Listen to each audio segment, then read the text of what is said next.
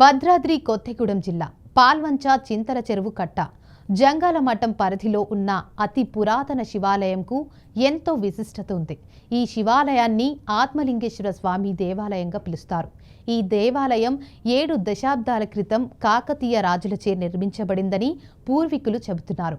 పూర్వకాలంలో కాకతీయ రాజులు అశ్వమేధ యాగం చేసి అశ్వాన్ని వదిలేయగా ఆ అశ్వం పాల్వంచ పరిసర ప్రాంతాల్లో సొమ్మసిల్లి పడిపోయిన సమయంలో అప్పటి పాల్వంచ పాలకుల చర్యల కారణంగా రాజులు ఇక్కడికి యుద్ధానికి వచ్చారని, ఆ సందర్భంగా చెరువుగట్టు పక్కన శివాలయం నిర్మించుకుని పూజలు చేస్తే మంచిదని భావించి ఈ ఆలయాన్ని నిర్మించినట్లు పేర్కొంటున్నారు. రాజరాజ నరేంద్రుడి కాలం నాటి విషయంగా అమ్మవారు స్వామివార్ల ఇద్దరిని ఇక్కడ ప్రతిష్ఠించినట్లు తెలిపారు. ఆ తర్వాత జరిగిన గుప్త నిధుల తవ్వకాలలో గుడిని ధ్వంసం చేశారని, అయితే 2000 సంవత్సరంలో మచ్చా శ్రీనివాసరావు గారి ఆధ్వర్యంలో ఒక సంఘంగా ఏర్పడి గుడిని పునఃప్రారంభించి ప్రతిష్ఠ చేయించడని కృషి చేశారని తెలుస్తోంది. ఇక ఈ ఆలయానికి ఉన్న ముఖ్యమైన విశిష్టతలలో ఒకటి, కార్తీక మాసంలో భక్తులు తమ స్వహస్తాలతో స్వామివారికి అభిషేకం చేసుకునే అవకాశాన్ని కల్పించడం.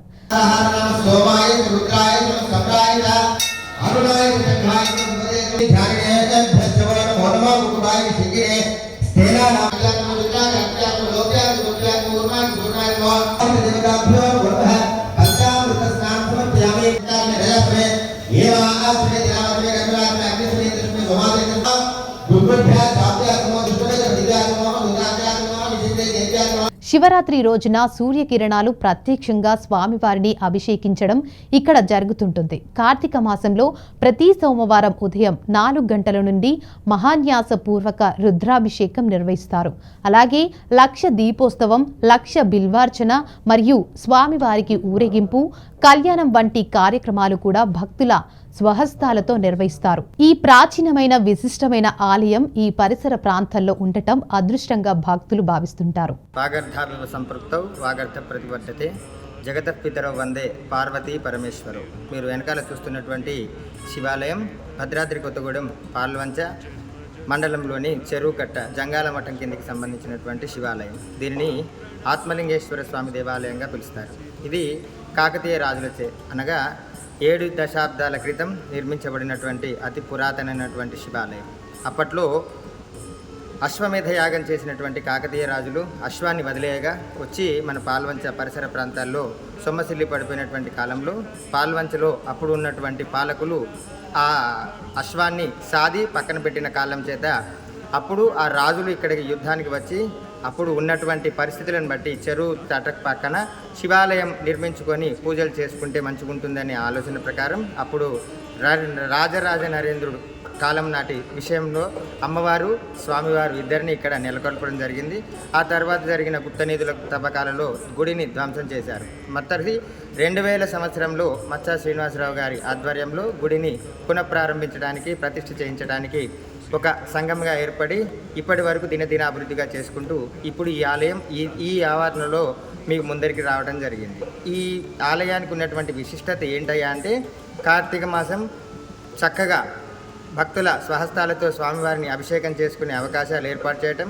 రెండవది, శివరాత్రి రోజునాడు సూర్యకిరణాలు ప్రత్యక్షంగా స్వామివారిని అభిషేకించడం జరుగుతూ ఉంటాయి. కనుక ఇంతటి విశిష్టతమైనటువంటి పురాతనమైన ఆలయం ఈ పరిసర ప్రాంతాల్లో ఇదే ఉండటం భక్తుల యొక్క అదృష్టంగా భావిస్తారు. అలాగే కార్తీక మాసంలో ప్రతి సోమవారం ఉదయం 4 గంటల నుండి మహాన్యాసపూర్వక రుద్రాభిషేకం నిర్వహించడం జరుగుతుంది. అలాగే లక్ష దీపోత్సవం, లక్ష బిల్వార్చన, స్వహస్తాలతో కార్తీక మాసంలో స్వామివారికి ఊరేగింపు, కళ్యాణ ఇటువంటి కార్యక్రమాలు నిర్వహించడం జరుగుతాయి. కావున పరిసర ప్రాంతాల్లో ఉన్నటువంటి భక్తులందరూ కూడా ఈ ఆలయాన్ని విచ్చేసి దర్శించుకొని స్వామివారి కృపా కటాక్షాలు పొందాలని మనసారా ఆశీర్వదిస్తూ కోరుకుంటూ ఇంతటి అవకాశం ఇచ్చినటువంటి న్యూస్ ఛానల్ వారికి సవినీయంగా కృతజ్ఞతలు తెలుపుకుంటున్నాము. బ్రహ్మమురారి సురార్చితలింగం నిర్మల భాసిత శోభితలింగం జన్మజ దుఃఖ వినాశకలింగం తత్ప్రణమామి సదా శివలింగం.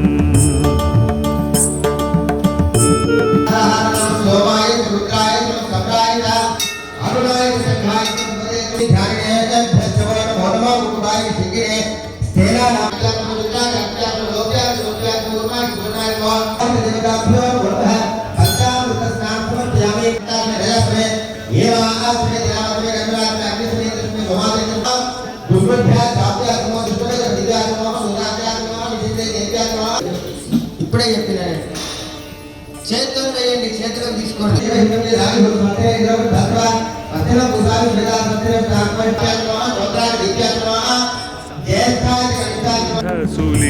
సులేపితలింగం బుద్ధివివర్ధనకారణలింగం సిద్ధసురాసురవందితలింగం